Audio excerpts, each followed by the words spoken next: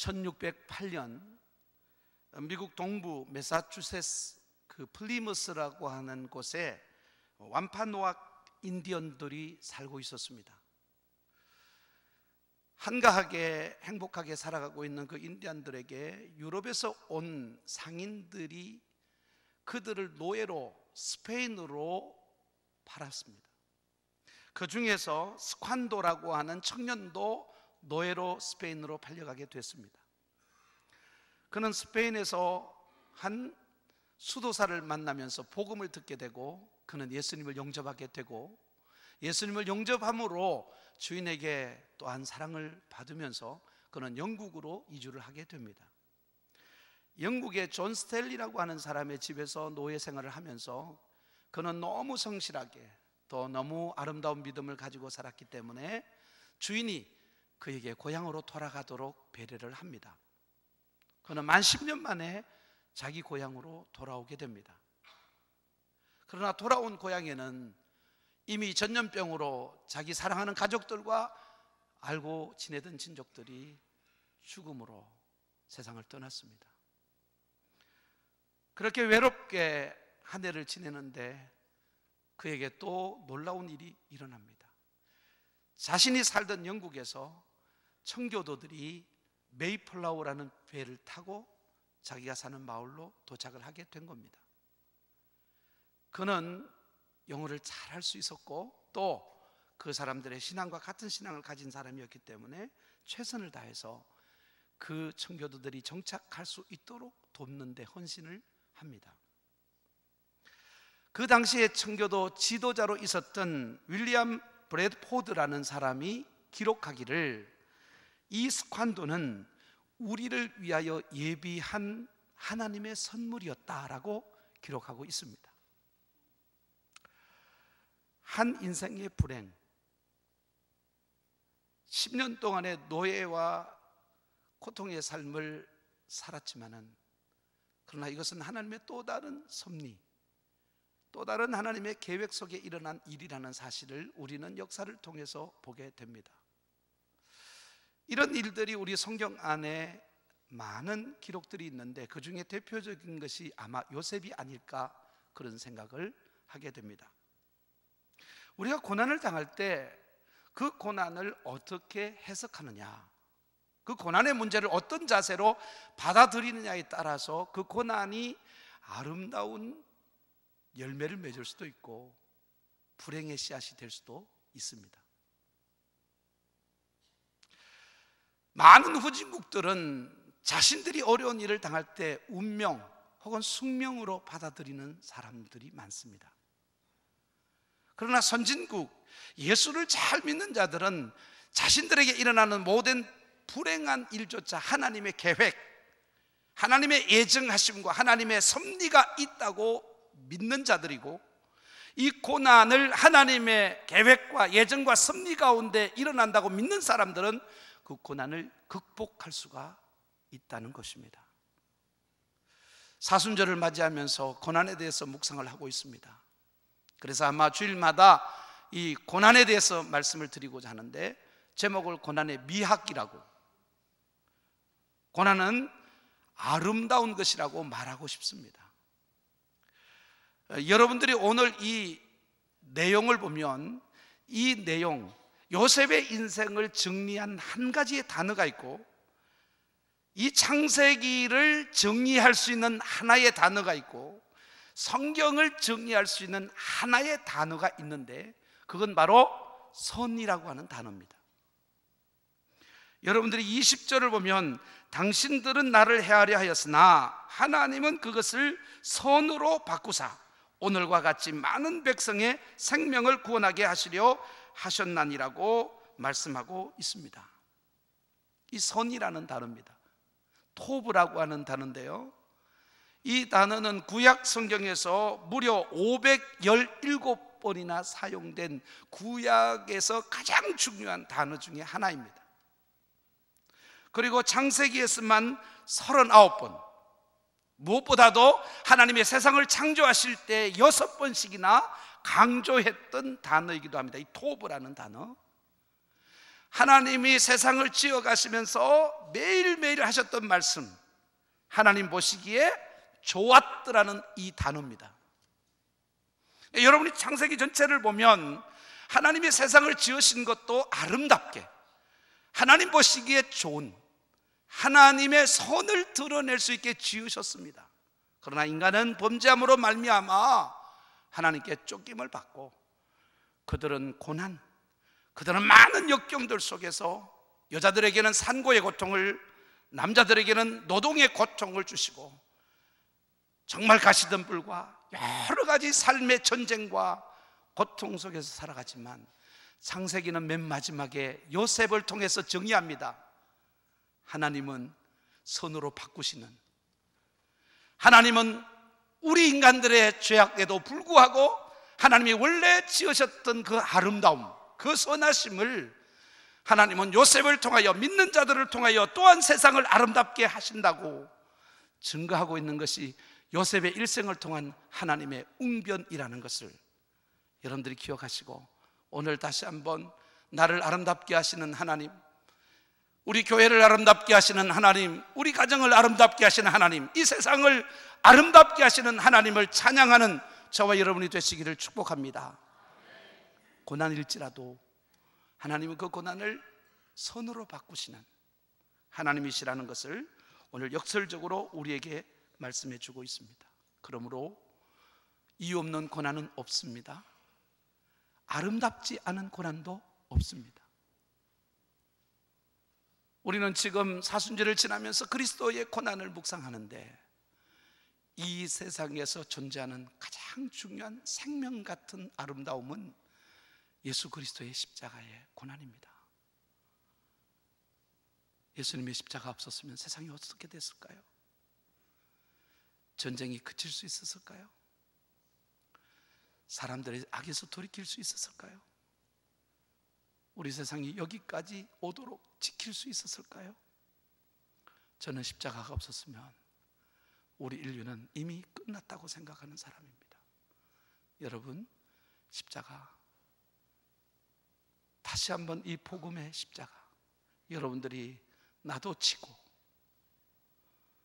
요셉이 가족을 구원하고 이스라엘을 구원하고 인류를 구원하는 데 쓰임 받은 것처럼 저와 여러분도 하나님 앞에 구원을 이루어 세상을 아름답게 변화시키는 이 고난의 십자가를 지고 가는 성도들이 되시기를 축원합니다. 오늘 이 고난을 아름답게 선으로 바꾸시는 하나님은 오늘 요셉을 통해서 어떤 모습으로 우리에게 보이기를 원하고 계시는가 하는데, 그 첫 번째는 눈물입니다. 눈물. 여러분들이 오늘 기록되어 있는 이 말씀을 보면 우리 15절에서 21절까지와 22절에서 26절까지 두 가지의 사건으로 나누어 볼 수 있습니다. 그 첫 번째 15절에서 21절까지의 내용은 요셉의 눈물이에요. 그러나 22절부터 26절까지는 요셉의 유언을 기록하고 있습니다. 이 두 사건의 연대적인 차이는 약 50년 정도가 돼요. 그 50년 안에 많은 일들이 있었을 텐데 창세기의 저자인 모세는 이 50년 간격을 두고 있는 사건을 연결해서 기록하고 있고 창세기의 마지막으로 기록하고 있다는 것은, 우리 인생에서 눈물이라는 것은 그렇게 아름다운 눈물은 아닙니다.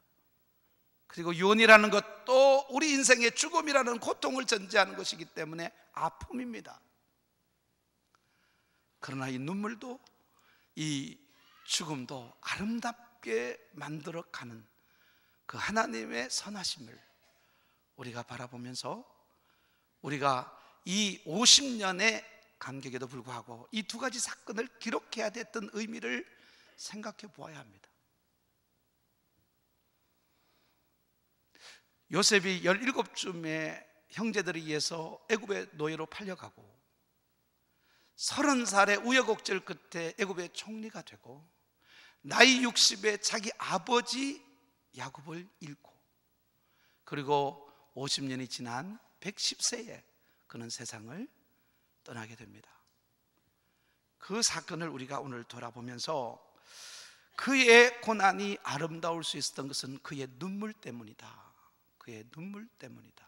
오늘 그 눈물을 기록하고 있습니다. 그 울었던 이유는 여러분들이 한번 17절만 보도록 하겠습니다. 너희는 이같이 요셉에게 이르라. 내 형들이 네게 악을 행하였을지라도 이제 바라건대 그들의 허물과 죄를 용서하라 하셨나니 당신 아버지의 하나님의 종들인 우리 죄를 이제 용서하소서 하며 요셉이 그들이 그에게 하는 말을 들을 때에 울었더라고 기록하고 있습니다. 요셉은 성경에 기록되기를 7번 정도 울었던 것으로 기록이 됩니다. 2번은 아버지 때문에 울었고 5번은 그의 형제들 때문에 웁니다. 자신 때문에 울어본 적은 없습니다. 자신이 당하는 고난이 억울해서 울어본 적이 없습니다. 아파서 울어본 적이 없습니다. 그가 울었던 것은 아버지 때문에, 자신을 팔아먹었던 형제들 때문에 울었던 요셉입니다. 오늘 이 내용을 보면요, 저자가 의도하는 내용은 왜 요셉이 울었겠느냐, 직접적인 말로는 표현하지 않지만은 오늘 이 내용을 보면 형들이 또 거짓말하는 내용을 들으면서 울었던 것 같습니다. 자신들이 잘못한 게 있기 때문에, 지금까지는 아버지가 있어서 자기들의 방패막이가 되어줬는데 아버지가 떠나니까 이제 아버지가 없으면 자기들을 돌봐주지 않고 자기들에게 해를 끼치지 않을까 염려해서 아버지가 그렇게 유언했다고 거짓말하는 것 같은, 그래서 이런 내용들을 기록하면서 울었다고 말합니다. 여러분, 고난을 당한 사람, 피해를 본 사람, 그리고 그 자신의 잘못을 인정하지 않고 숨기고, 그리고 그 잘못이 자신에게 해가 될까봐 거짓말을 지어내는 사람을 향한 우리의 마음은 어떠해야 할 것인가?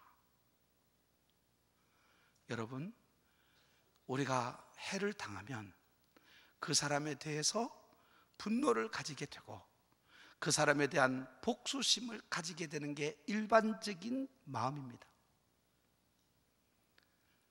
그러나 오늘 이 요셉을 지배하고 있는 단어는 하나님이에요. 내가 하나님을 대신할 수 있습니까? 하나님이 선으로 바꾸셨습니다. 지금 요셉이 보는 것은 요셉의 형제들이 아닙니다. 요셉의 형제들의 비겁함이 아닙니다. 요셉의 형제들의 과거가 아닙니다. 하나님입니다. 하나님을 바라보는 자들은 용서할 수 있는 마음을 가질 수 있습니다. 왜냐하면 하나님은 용서하는 마음을 가지신 하나님이시기 때문에 형제들을 긍휼히 여기는 아버지의 마음을 가지는 것, 이것이 고난을 아름답게 만드는 것입니다. 고난에 분노하는 사람, 고난의 복수를 계획하는 사람의 삶은 아름답지 않습니다. 그러나 그리스도가, 하나님이 우리를 향하여 가지셨던 그 눈물을 가진 사람, 그 사람은 고난을 아름답게 만들어 갈 수 있을 줄로 믿습니다. 히브리서 5장 7절 말씀에 그는 육체에 계실 때에 자기를 죽음에서 능히 구원하실 이에게 심한 통곡과 눈물로 간구와 소원을 올렸고 그의 경건하심으로 말미암아 들으심을 얻었느니라. 베드로전서 2장 23절에서 25절 말씀에 욕을 당하실 때 맞대어 욕하지 아니하시고 고난을 당하실 때 위협하지 아니하시고 오직 공의로 심판하시는 이에게 부탁하시며 친히 나무에 달려 그 몸으로 우리 죄를 담당하셨으니 이는 우리 죄에 대하여 죽고 의에 대하여 살게 하려 하심이라. 그가 채찍에 맞음으로 너희는 나음을 얻었나니 너희가 전에는 양과 같이 길을 잃었더니 이제는 너희 영혼의 목자와 감독 되신 이에게 돌아왔느니라. 아멘. 이 주님의 마음, 고난을 당한 자가 하나님께 구할 것은 하나님의 마음이에요. 원수를 갚는 실력이 아닙니다. 원수가 망하는 것이 아닙니다. 원수를 살리는 능력을 구하는 것입니다. 사랑하는 성도 여러분, 고난주간을 당하면서 우리 하나님 앞에 같이 엎드려 기도하며 지금까지 용서할 수 없었던 사람, 내 인생의 걸림돌이 되었던 사람들, 나를 무시하고 나를 괴롭게 하고 방해하고 내가 이렇게 지금 고통을 당하며 살아갈 수밖에 없었던 자들을 용서할 수 없다면 우리는 이 사순절이 아무 의미 없는, 우리의 신앙이 아무 가치 없는 종교적인 행위로 끝날 수밖에 없다는 것을 다시 한번 기억하면서 이 기간이 눈물의 기간이 되기를 축원합니다. 내 아픔 때문에 우는 게 아니라 나를 힘들게 한 사람들, 아직도 하나님을 모르고 세상에 취하여 악을 행하는 사람들, 그 사람들을 향한 눈물, 내가 그를 위하여 채찍을 대신 맞고 내가 그를 대신하여 아픔을 대신 겪으시던 그 주님을 믿는 우리가 우리의 삶 속에서도 한번 우리가 늘 주님이 가르친 기도를 하는 것처럼, 우리가 우리의 죄를 사하여 준 것처럼 우리의 죄를 사하여 달라고 기도할 수 있는 성도가 되기 위해서 여러분 용서의 눈물을 경험하는 하나님의 사람들이 되시기를 축원합니다. 두 번째는 생명입니다. 생명. 여러분들 오늘도 20절 말씀에 당신들은 나를 헤아려였으나 하나님은 그것을 선으로 바꾸사 오늘과 같이 많은 백성의 생명을 구원하게 하시려 하셨나니 그럽니다. 여러분들 냉면을 여름에 먹는 겁니까? 겨울에 먹는 겁니까? 예? 아무 때나 먹으면 됩니까? 땡길 때 먹습니다 이렇게 대답하는 분도 계시더라고요. 예, 원래 냉면은 1849년에 동국세식이라는 기록이 있는데요, 거기 보면 냉면은 겨울철 음식이다 이렇게 돼 있고요, 이북 분들한테 물어보니까 냉면은 겨울에 먹어야 제맛이라고 그러더라고요. 백장로님 맞죠? 예, 그 냉면 그건 겨울에 먹는 겁니다. 그 추운데 여러분들 얼음을 그냥 살짝 얼린 그 육수에다가 우려낸 그 맛있는 국물들, 아주 그 머리가 찡하도록 그 아려오면서 말이죠, 그렇게 마시는 그 냉면의 국물들 얼마나 맛있는지 몰라요. 저는 그 냉면을 먹으면서 그런 생각합니다. 야, 살아있다는 게 참 행복하다. 건강하다는 것이 참 행복하다. 그렇죠? 건강하지 못하면 겨울에 냉면 먹을 수 있나요? 예, 살아있다는 것은요, 맛있는 것을 먹을 수 있다는 축복이 있더라고요. 저는 그게 늘 감사해요. 예, 오늘 저녁에는 냉면을 먹었으면 좋겠습니다. 겨울이 다가기 전에. 여러분들 지금 봄이 오고 있습니다. 여러분들 그 나무 가지를 보세요. 저는 겨울 내내 나무 가지를 걱정합니다. 요즘은 강아지도 옷을 입고 다니는데 저 나무들은 바짝 말랐는데 옷도 입지 않고 저렇게 한겨울을 눈에 덮여서 삽니다. 우리는 그게 눈꽃이라고 좋아하지만은 나무는 얼마나 추울까. 여러분, 우리는 뭐 오리털에다 거위털 그리고 목도리까지 두르고 해도 감기 걸리고 이러는데 그 나무들은 말이죠, 추운데도 벌써 이렇게 꽃망울을 터뜨리기도 하고 지금 싹을 내기도 해요. 그게 생명의 신비함입니다. 살아있다는 것은, 또 살아있는 것의 아름다움은 죽어 있는 것 같은 가운데서 생명의 기운을 보여주는 게 아름다운 거거든요. 우리 그리스도인들은 남들이 볼 때는 아무것도 아니고 오히려 십자가를 지고 가지만 우리 그리스도인들에게는 그 생명의 능력이 존재하는 줄로 믿으시기를 바랍니다. 하나님은 우리에게 생명을 주셨다. 이게 요셉의 믿음입니다. 여러분들이 오늘 이 말씀을 생각하면서 시편 23편을 떠올립니다. 4절에서 6절 말씀에 내가 사망의 음침한 골짜기로 다닐지라도 해를 두려워하지 않을 것은 주께서 나와 함께 하심이라. 주의 지팡이와 막대기가 나를 안위하시나이다. 주께서 내 원수의 목전에서 내게 상을 차려주시고 기름을 내 머리에 부으셨으니 내 잔이 넘치나이다. 내 평생에 선하심과 인자하심이 반드시 나를 따르리니 내가 여호와의 집에 영원히 살리로다. 아멘. 성도는 언제 더 아름답다고요?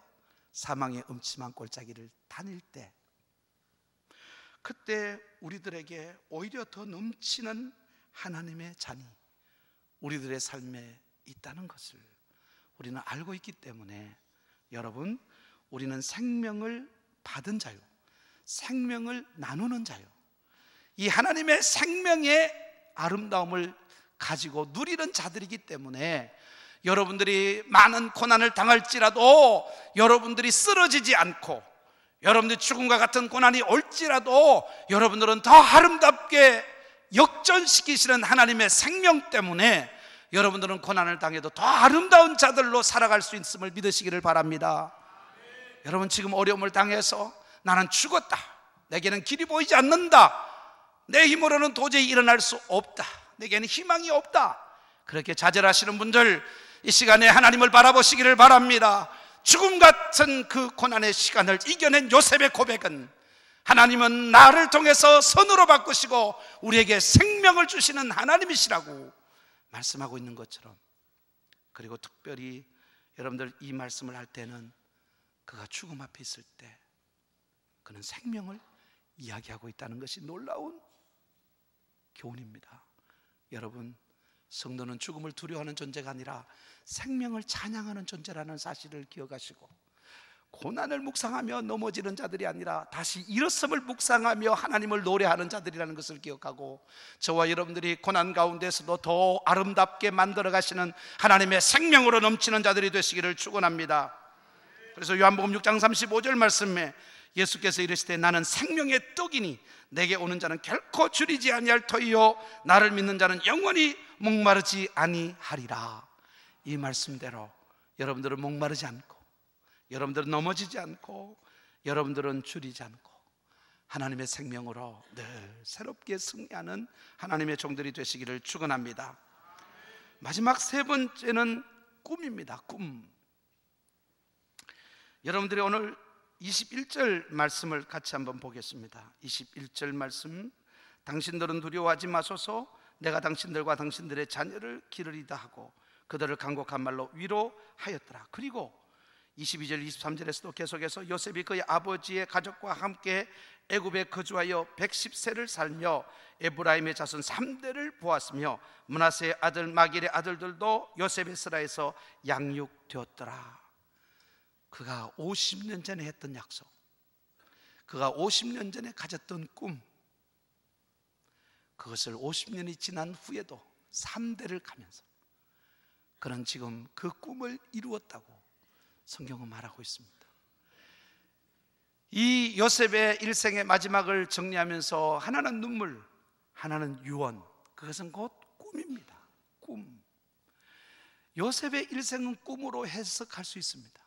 그가 꿈을 꿨기 때문에 형제들의 미움을 받아서 노예로 팔려갔고, 그러나 그가 꿈을 꾸었기 때문에 감옥에서 총리로 바뀌었습니다.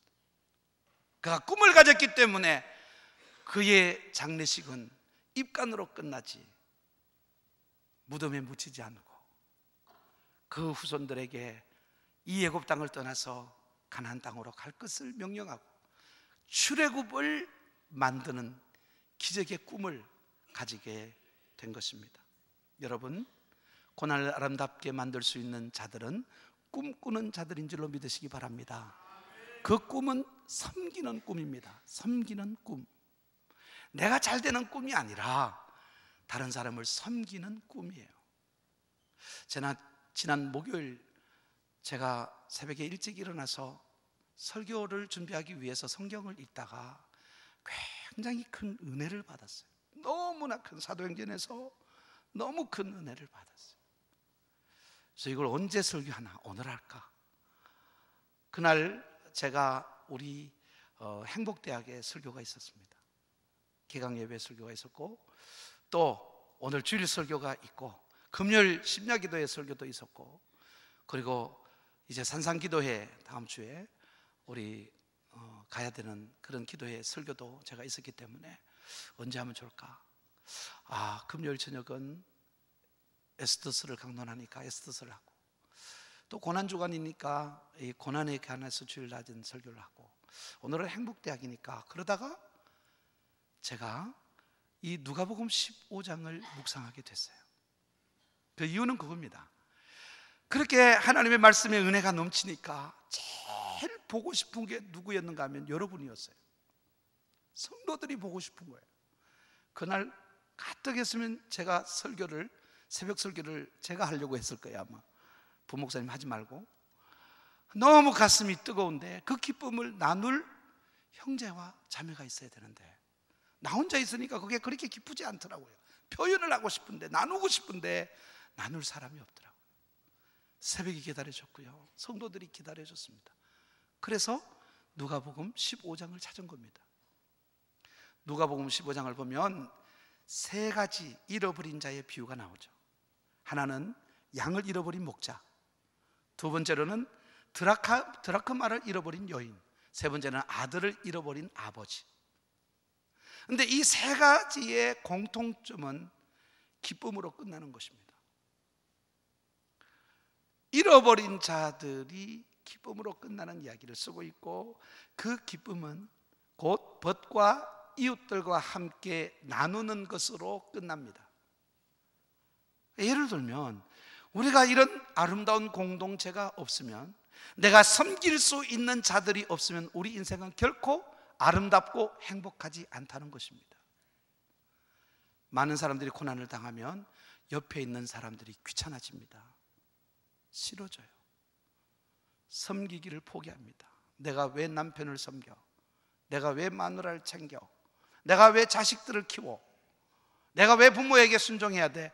아마 이런 생각을 가질 수 있습니다. 그러나 생명이 있는 자들, 하나님을 섬기는 자들, 하나님의 아름답게 하심을 바라보는 자들에게는 여러분들 주변에 있는 자들을 섬기는 것이 내게 기쁨이 될 줄로 믿으시기를 바랍니다.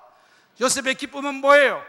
하나님이 여기까지 오게 하신 이유는 하나님께서 내 가족을 돌보라고, 내 민족을 돌보라고, 섬기라고 하나님이 주셨다는 이 사실 때문에 그는 50년 동안 그 3대를 섬기면서 행복한 삶을 살았다. 그의 고난은 섬김으로 아름답게 선하게 바뀌었다는 것을 생각해 볼 때, 사랑하는 성도 여러분, 우리는 남은 생애를 섬기는 자로 살아가시기를 바랍니다. 여러분들 위로 어른을 잘 섬기고, 여러분들 주변에 이웃을 잘 섬기고, 여러분 아래로 우리의 후손들을 잘 섬기면서 요셉처럼 그렇게 아름다운 인생을 살아가는 저와 여러분이 되시기를 축원합니다. 말씀을 맺습니다. 톨스토이의 전쟁과 평화라는 소설이 있습니다. 여러분 거기에 등장하는 인물이 몇 명 정도 될 것 같습니까? 이 톨스토이가 35살에 쓴 소설이에요. 35살. 근데 이 소설에 나오는 인물만 599명입니다. 그 다양한 인물들의 캐릭터를 그가 다 정하고 있다는 걸 보면 톨스토이가 인간에 대해서 얼마나 섬세하게 이해하고 있는가를 보는데요, 그 많은 인물 중에서 가장 나쁜 인상을 심어주는 자가 바실리 쿠라킨 공작입니다. 그는 기회주의자입니다. 그는 자신에게 유익하다면 자식도 팔아먹을 수 있는 사람입니다. 그는 자신의 삶에 다가오는 기회나 어려움을 생존을 위해서 선택합니다. 그러나 여러분, 우리 자신들이 우리 자신에게 찾아오는 기회든지 어떤 어려움 속에서도 우리는 생존을 위해서 사는 자가 아니라 생명을 위해서 사는 자, 다시 말하면 생명을 위해서 사는 자가 가장 아름다운 삶을 사는 자들인 줄로 믿으시기를 바랍니다. 여러분, 먹고 살기 위해서 나 하나 잘 되자고 사는 인생이 아니라 다른 사람을 유익하게 하는, 다른 사람을 구원하는, 다른 사람에게 생명을 줄 수 있는, 생명을 선택하는 저와 여러분이 되시기를 축복합니다.